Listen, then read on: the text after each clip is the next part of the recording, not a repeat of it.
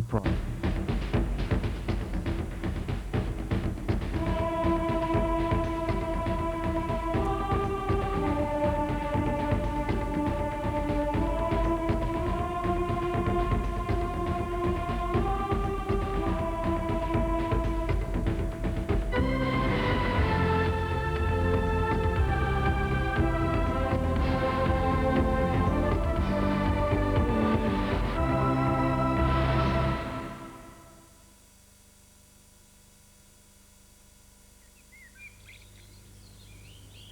The rolling hillsides and woodlands of mid-Wales are the setting for a regular invasion of migrant birds which winter in Africa but return here each spring to breed.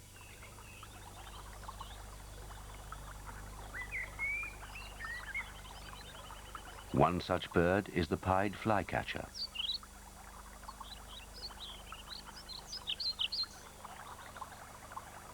During the breeding season, the males develop bold black and white plumage. They spend most of the day singing to attract the attention of any nearby female. But once he has secured a mate, the male pied flycatcher often goes on to look for a second female and fools her into thinking he is still single. Such deliberate trickery has earned this deceptive bird a reputation.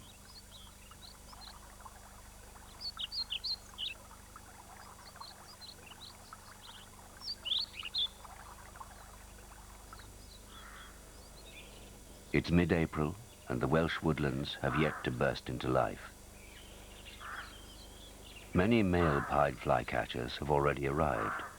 They overwintered in Africa. Exactly where is not known. The males have already established a territory by the time the females arrive a week or so later. Their coloration is much less conspicuous. Pied flycatchers normally nest in old woodpecker or nuthatch holes in trees, but Peter Jennings, who has been studying this species for many years, has increased the number of nest sites in this particular piece of oak woodland by erecting a large number of nest boxes, which he checks each spring as the birds arrive. Many were used the previous year, and some have been occupied during the winter as roosts for local bird species. The nest boxes are each numbered and placed at eye level for the convenience of the scientist. Pied flycatchers will nest anywhere between root level and 25 meters from the ground. The first males to arrive have the pick of the nest boxes and quickly establish a small territory around the site. The nearer the box, the more frequently the birds sing.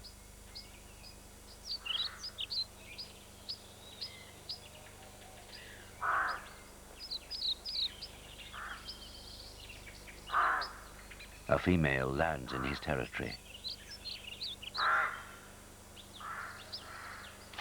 The male wastes no time in extolling the virtues of his particular nest box.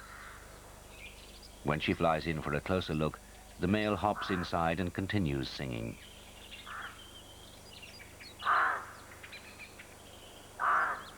He tries to entice her inside, but it's still early in the season and she doesn't seem eager to commit herself.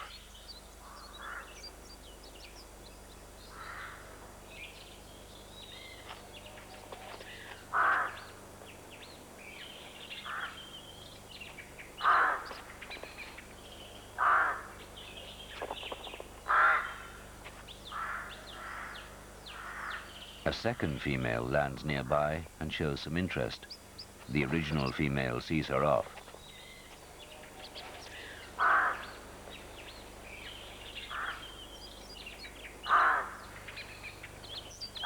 This time the male succeeds in luring the female inside, and she seems to accept the male and his nest box.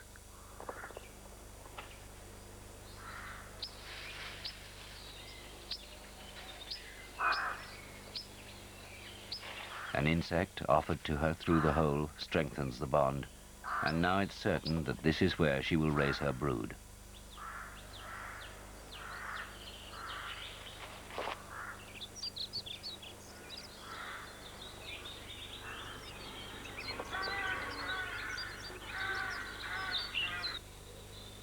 It's a hazardous time for the male pied flycatchers. Many fall victim to birds of prey, such as the sparrowhawk. The males, with their bright plumage and constant singing, go out of their way to be as conspicuous as possible. But there's no shortage of males, and those that get eaten are often the young, inexperienced ones. This weeding out can only benefit the population of pied flycatchers. The remaining males are fitter and more capable of survival, and may pass on these properties to their offspring through their one, sometimes two, females.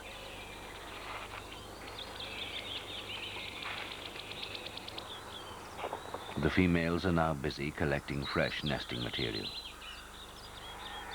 Strips or bast from honeysuckle stems are favored to form the base of the nest. The leaves of oak, birch and alder, and even birch bark are also used.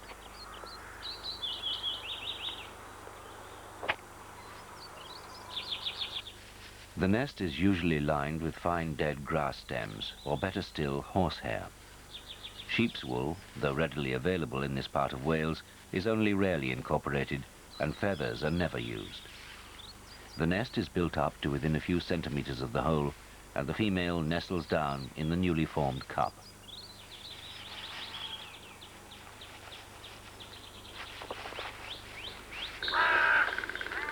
Around the woodland, many other birds are already well into their nesting season.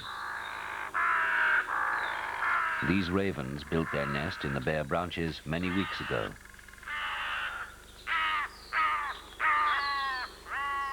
The fledglings are almost ready to leave the nest now, just as the pied flycatchers begin to arrive. Their nest complete, the male visits his mate regularly with food in the form of spiders and small insects.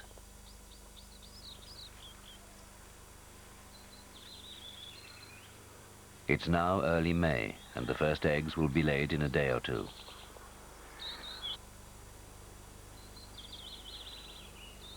One egg is laid each day, usually in the morning.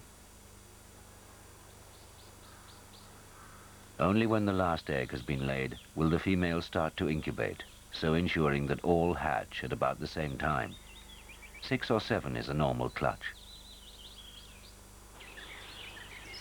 Only the female incubates the eggs, usually for periods of about a quarter of an hour or so at a time. She's only off the nest for a few minutes. The choice of a nest site is very important. Pied flycatchers favor a mixture of oak and alder woodland. In the spring, as the birds arrive, the alder provides them with a rich source of small insects which emerge early in the year. Once the chicks have hatched, the demand for food increases, and the oak woodlands provide countless caterpillars. It seems that the only limiting factor on the number of flycatchers in Wales is the quantity of available nest sites. In this case, it's a natural one, in an old nuthatch hole, easily identified by the amount of mud around the entrance.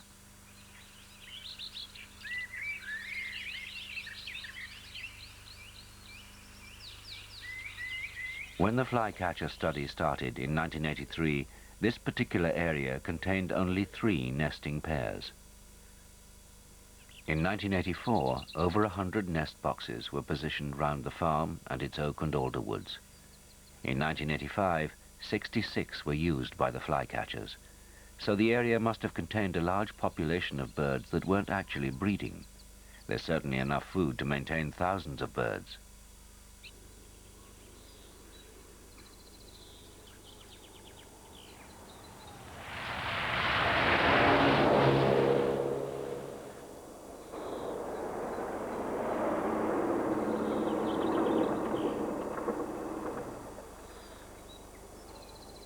While the birds are still incubating eggs, Peter takes the opportunity to check on the boxes.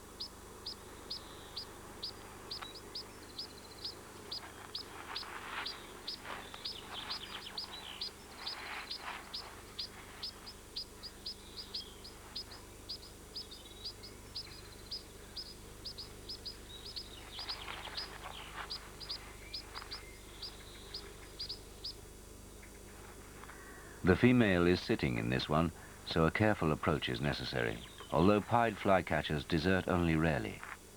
A handkerchief plugs the hole and the bird is carefully removed.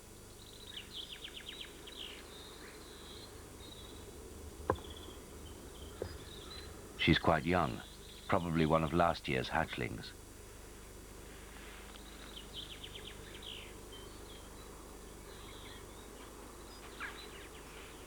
She's gently posted back into the box and the handkerchief replaced while her statistics are recorded.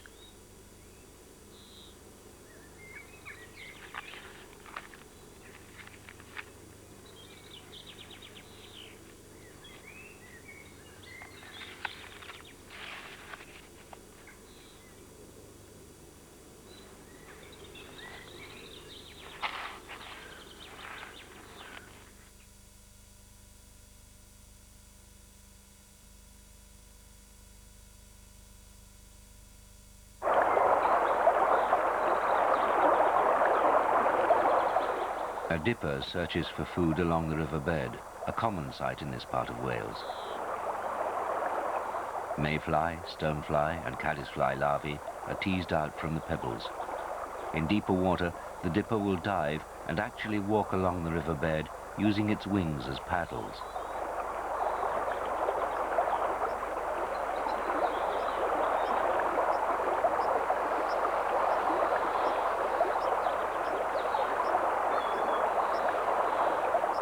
It's a juvenile bird, only just fledged. Although it's capable of looking after itself, it still continues to beg food from one of its parents, which by now is in full molt and appears totally disinterested.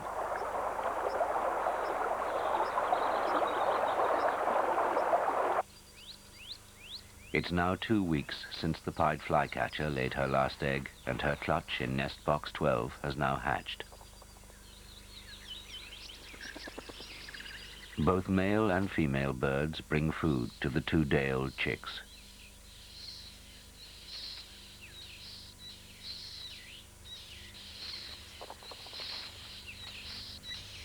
The young are very susceptible to the cold, and temperatures of less than 12 degrees centigrade for several days cause many deaths.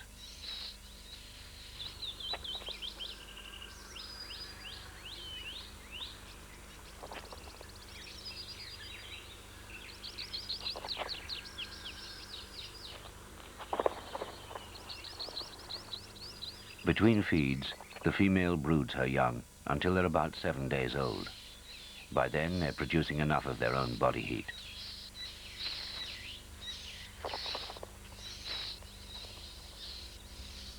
As well as flies, spiders and beetles, the young are brought large numbers of small green caterpillars that feed on the yolks.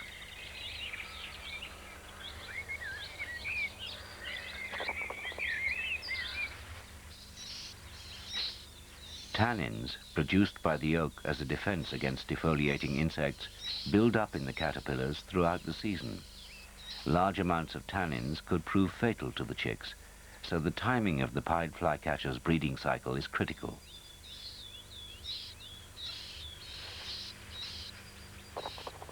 Too early in the year and there won't be enough food available.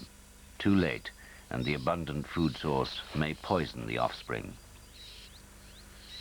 The chicks are fed and brooded several times an hour. As the chicks grow, so does their demand for food, and feeding rates increase. After about a week, they level out to about 5 or 6 feeds per chick every hour. That's a lot of insects, and both parents are kept very busy.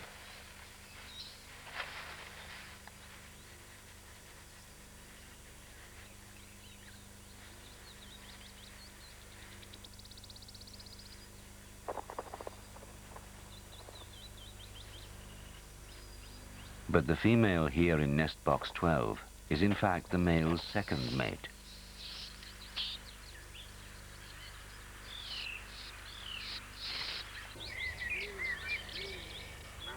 A 100 meters across the oak woods, the male has another female with chicks, the result of an earlier mating.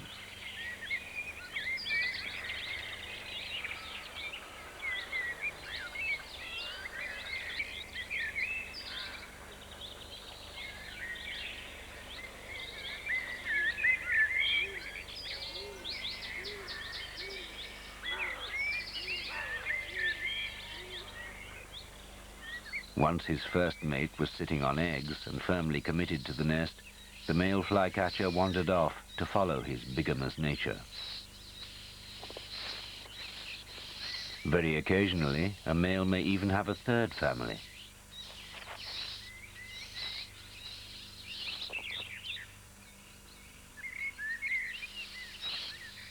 His original batch of offspring is now 12 days old, and already they weigh as much as their parents. The male arrives with yet another large green caterpillar. Only 4 more to go.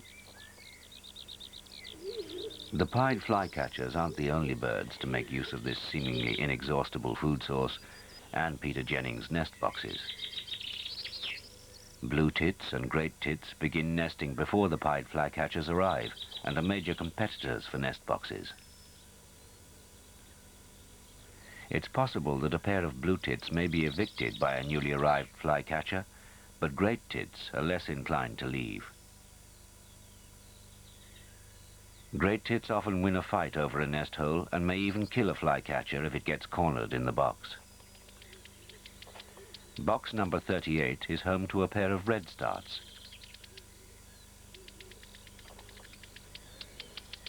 The brightly colored male is busy carrying out his share of the feeding of the chicks. Like the pied flycatcher, the redstart is a trans-Saharan migrant and arrives in Wales at more or less the same time in the spring. It's not a very strong competitor for the nest boxes and often uses larger holes in trees. This box, right on the boundary of the woodland, is a typical choice of nest site.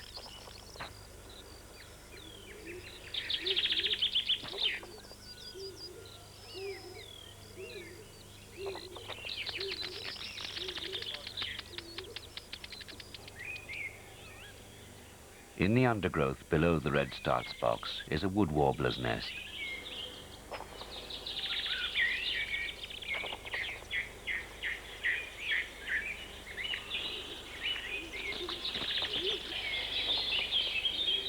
It too feeds its offspring largely on the green caterpillars from the oak trees. But there's plenty to go round, and the wood warbler can't be regarded in any way as a competitor in the Welsh woodland. The male pied flycatcher has returned to his second family in nest box 12.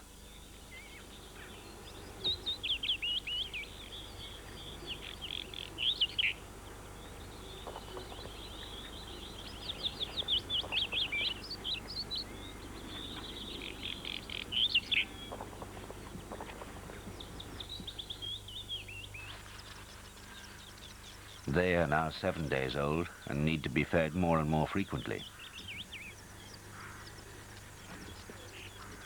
But at least they're producing their own body heat, so there's no further need for the female to brood them during the day or even at night. This allows her more time to search for caterpillars and takes a little of the pressure off her mate.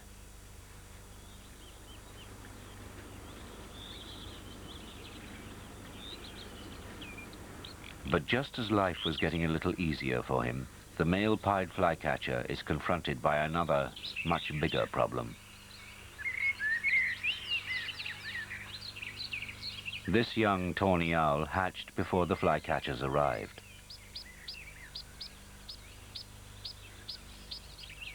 It's now 6 weeks old, and its presence within the pied flycatcher's territory is a cause for concern. Although tawny owls feed mainly on voles and mice, an adult won't hesitate to offer its chick young flycatchers if mammals are in short supply. Both the male and female bird will mob the owl chick in order to persuade it to move on.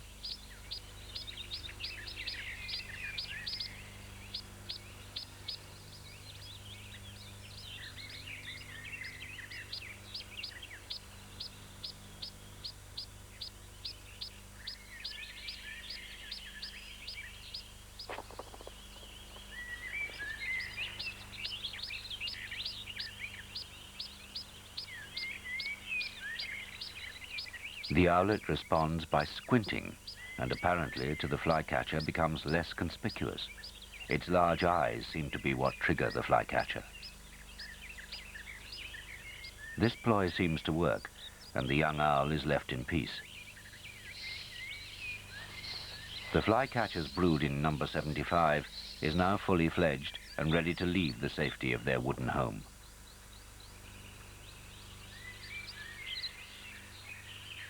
They're now 17 days old, but once they leave the nest, they'll still be dependent on their parents, mainly their mother, for another 8 to 10 days.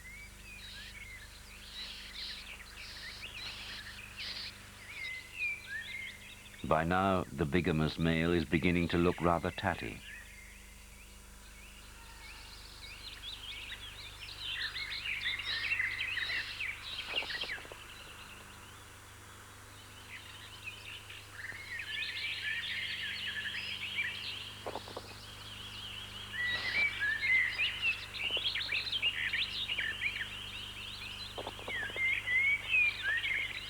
Food is brought less frequently. The only thing that will persuade the fledglings to leave the box is hunger.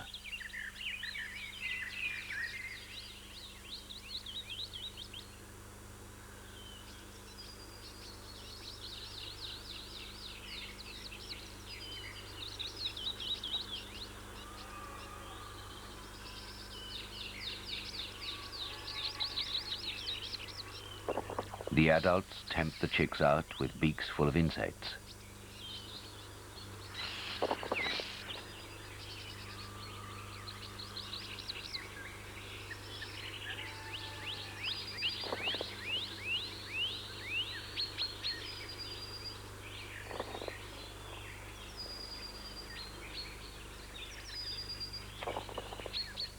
One chick has already left the nest. It's perched high up in the tree canopy, where it will be joined by its siblings within a few hours. For the next few days, they're very vulnerable and are easy meat for jays and birds of prey. They spend a lot of time hidden along the dense hedgerows.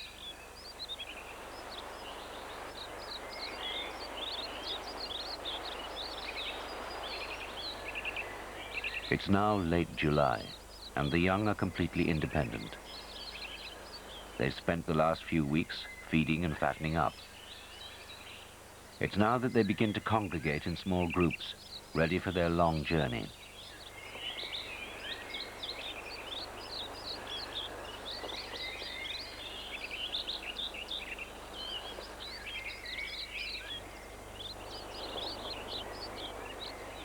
From here, they'll head off southwards.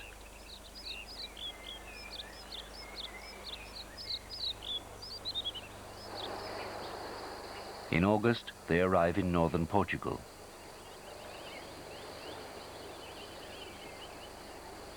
The birds spend their time here among the vineyards and cork oaks. They may even establish small territories. At this time of the year, the male and female are difficult to tell apart. After a week or two, they'll have put on enough fat to take them non-stop to their wintering quarters, thought to be located in Central Africa. They'll not make such a deliberate stopover on their way back next year, but will fly directly northwards, following the spring, until they arrive back in the oak woodlands of Wales.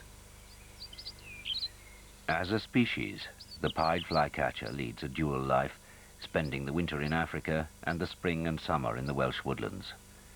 As individuals, many male pied flycatchers also lead dual lives, secretly acquiring a second mate, and so living up to the name of the bigamy bird.